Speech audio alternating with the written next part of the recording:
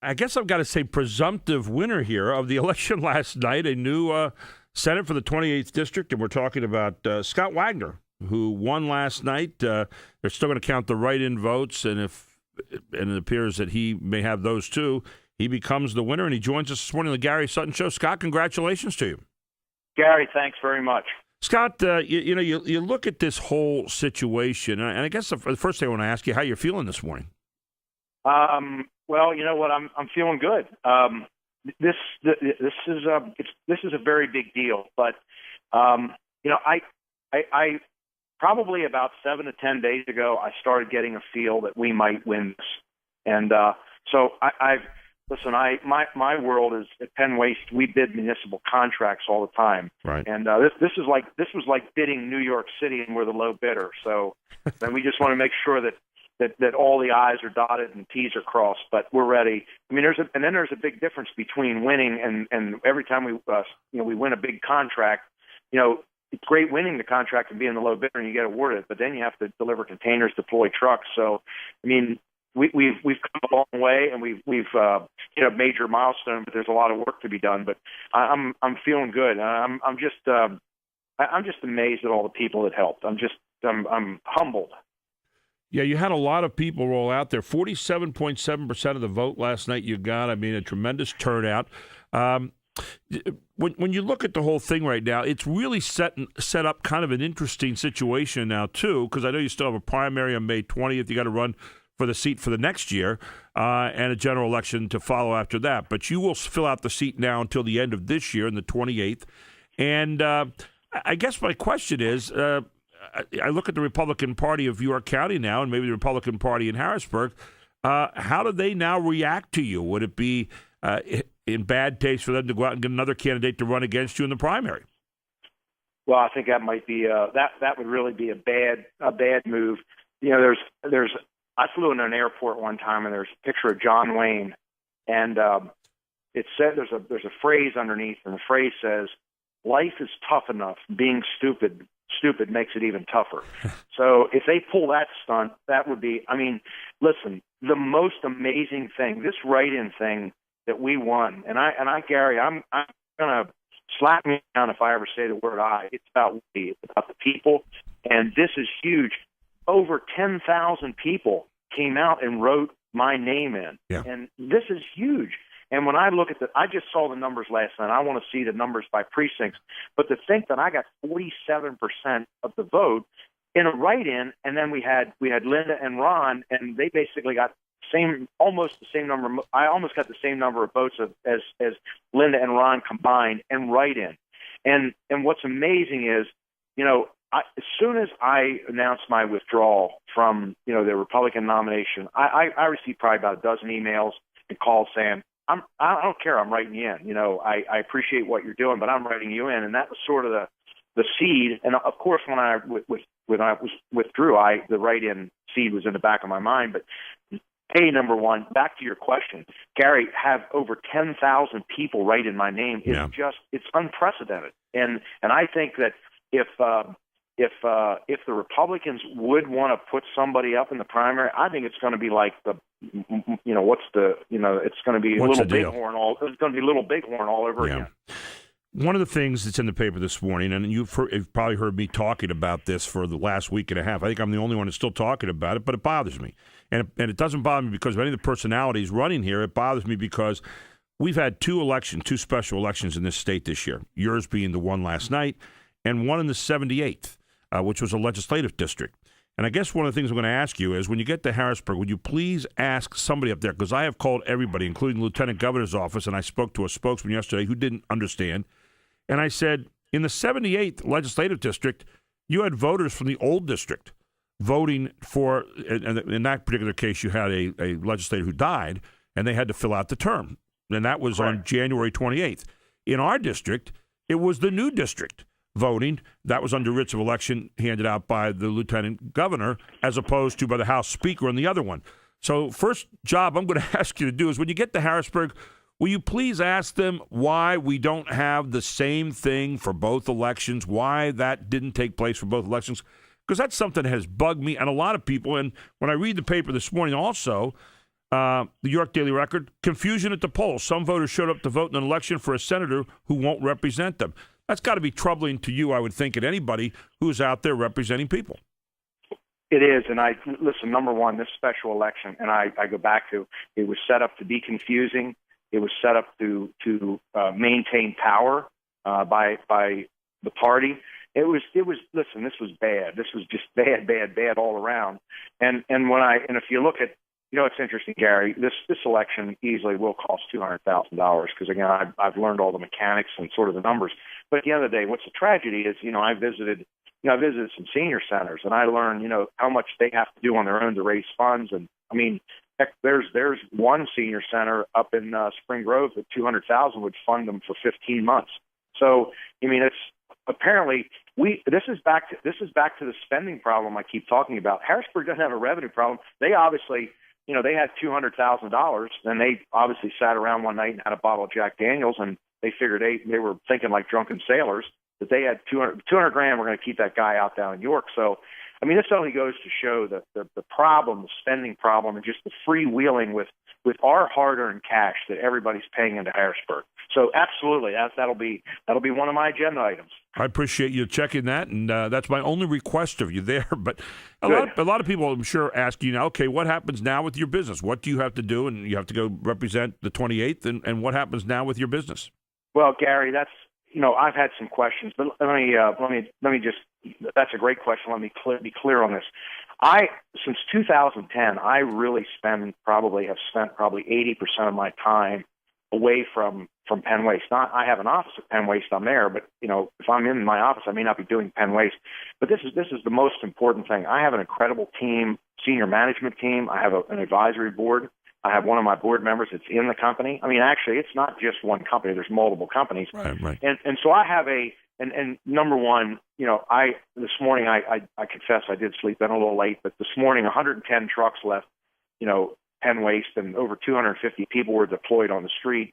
The recycling facility started operating. This is all about, I have built a solid team over the years, and every single person at Penn Waste is part of the team, and they are allowing me to do this, and they want me to do this, and so my business will continue to run. Really, nothing's going to change. Again, I got involved in, Pat Toomey's campaign in 2010. I was heavily involved in Tom Smith's campaign, and I've been involved in others. So, and plus, some of the, community stuff I'm involved in. I'm a very, very fortunate, lucky person because I have an incredible team.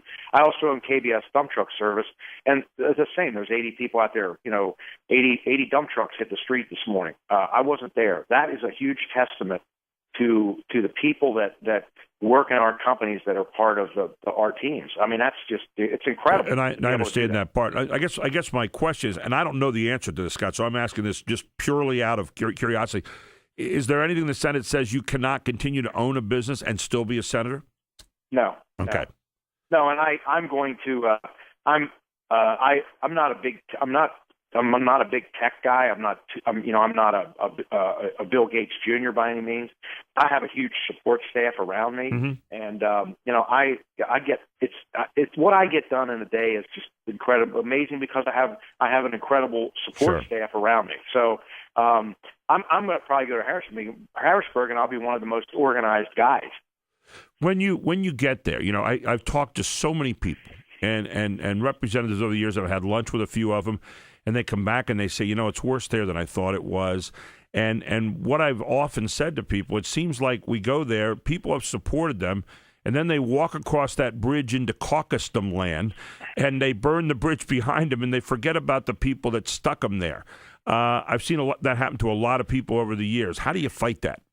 Well, Gary, my situation is very different. Number one, they didn't support me, so it isn't that I'm going to be welcomed into their exclusive club. I think it is going to be interesting to see how I'm received. But I wasn't supported by Harrisburg. Right. Harrisburg, I mean, I'm talking from the governor's office, the House, the Senate. Now, the House pretty well, but the Senate, it became so clear. And then the Republican Party, the York County Republican Party. We were not supported in any way by any of those people. So my entrance into Harrisburg is very, very different.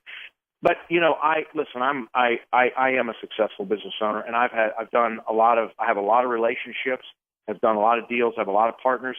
I have a list of items that priorities that I think are priority. I need to get to Harrisburg in a week or two. I plan to make my way around and meet all 49 other senators. Now I've already met Pileggi, Scarnati, and Corman, and so those meetings will be pretty quick. I know John Eichelberger, Mike Farmer. They're really good friends, so that'll be quick. But by the way, both guys came in on the pay raise thing, both Fulmer and Eichelberger, so that was kind of interesting too. They came in on kind of a wave of people being not too happy with the government about taking that pay raise. But go ahead. Correct. So, my thing is I'm going to get really my number one task is I'm going to have to multitask, get to Harrisburg. I would assume I'll be given a briefing packet. I don't know, what staff is in place. Right. What I have been told is Mike Wall's staff is in place, and I'll have to evaluate those people and whether they're the people that I want on my team, because I'm looking for a team that is running 28/8. We run 28 hours a day, 8 days a week. So I'm looking for that team. But at the end, I have to get back. I have to get back to the 49 senators that are up there, Democrats and Republican. I will knock on the Democrats' door, walk in and say, "Hi, I'm Scott Wagner. Would you have some time?" I'll set up meetings, but I want to learn about them. I want them to learn about me. And it's almost whether it's a cup of coffee or a quick sandwich in their office. I'm not a big lunch guy out on the street, okay. But that's how we're going to get things done. Let me ask you: you got to manage by walking around, and that's what's made me successful. Understood. I think people on people is very important. A lot of people. I was reading different accounts of the polls this morning. Some people said, "Geez, this guy spent too much money. I don't know if I could trust him. He spent a lot of money." And then someone else said, "Yeah, but at least he spent his own money on it and paid for the advertising and so forth for his election." How do you react? You get both. I'm sure you've heard both of those different critiques, one positive, one negative. Well, Gary, here's the bottom line. Number one, my campaign received contributions. We have not had any fundraisers. Period. We haven't had any cocktail receptions. I had a meet and greet last week. No money was asked for. It was just come meet Scott, a friend of mine. But the bottom line is we have not had any fundraisers, and we have received contributions from over 250 donors, and some of them are coming in unsolicited. There were, October, November, December. I worked the phones for 12 Fridays. I got money in. Right. But here's the bottom line: we had to educate people, and this was our challenge. And what people have to understand, that mailer. Every mailer that they received in the mail probably cost about 60 cents. To print and mail was 60 cents. We're trying to reach 179,000 registered voters in this district. It was an uphill battle. But I will tell you that so if you look on a per person basis, was it a lot of money? Absolutely. But the bottom line is that there are probably still, I don't know, there are probably 20 or 30% of the people in the district don't even know that a special election took place yesterday. I agree with you. And what's even more amazing are the number of people that don't vote. I mean, yep. Gary, 80 to 85% of people don't vote. So it was an uphill battle to reach people. But I will tell you, we sent out, just to think what we had to do to educate voters that you could write in and how it was done. In the last 7 days, we sent out 2 cards, and we did the website and advertising and everything, and we showed the steps 1, 2, 3. I mean, we went to the voter registration office. We looked at the machine. We knew we knew how we had to, the instruction. But for us to reach over 10,000 people who wrote my name in, and it was education. It's really highly unusual. Going to take a very quick break. Scott, want to come back? Final couple comments here, and just stay with us. Scott Wagner, the presumptive new senator from the 28th District, here to serve out the term vacated by Mike Wall. We'll be right back with him on the Gary Sutton Show here on WSBA. Welcome back to the Gary Sutton Show on WSBA with presumptive senator for the 28th. I say presumptive, Scott. I guess they got to do the counting here, right? In the next day or so. I guess they're going to have that done by Monday, I understand? Yeah, they got to hurry up because actually, Gary, I think the rush was on because there were 7 session days that were so important to the voters of York County to be represented. And actually, I think tomorrow is one of the 7 days, so I hope they hurry up. Let me ask you a question. What obviously you've talked about that, mobilizing people and getting the advertising out there and all the things you had done were incredible. But as far as the advertising on TV and the radio and so forth, a lot of people are calling this one of the most negative campaigns they've ever seen. And yet, was there a point in time where you felt like there was an ad that broke the camel's back that said, you know what, this is enough? People, and a lot. I'm kind of pointing to the customer ad that they had. I think about a customer that you sued, and a lot of people that I talked to basically came back and said, we didn't like that. That got real personal. Your thoughts about it? Did you feel the same way, or was there anything else? Well, Gary, that's a great point. What I guess when I started to feel differently about the campaign and that we started having a shot is when they came in and attacked me as the millionaire trash guy, and then the dead fish floating on the water. I mean, that was really pretty bad. I mean, just to think that, we're picking trash up in neighborhoods all over South Central Pennsylvania. Right. People are not naive enough to think that we dump in a lake somewhere. But I received a lot of calls over that. And really, when a Republican Party starts coming in and attacking a successful business owner, that was a huge, huge mistake. And then Mrs. Palmer, is a nice lady. She was, right. That issue happened 10 years ago. But the bottom line is, there have been private investigators in the York area for months trying to dig stuff up. They found the Palmers. Her son David is a little on the extreme side. They were paid a lot of money to do that ad. And they honestly really victimized her. I feel bad for her. And the real story is, if anybody knows and they're in a contract or in a township where there's a contract, her bill was $9.60 a month. Her son refused to pay the bill for 4 years. Right. And we had no course. But that was the turning point, and that's all I've heard about. Yeah, that's kind of what I've heard about. I thought the same way. Let me ask you two more questions here, because I know you got to run. Your time's busy today too. You look at yourself now as an example for maybe others, not only maybe in Pennsylvania, but around, who are going to read about this and say, hey, you know what? Maybe you can break into the club.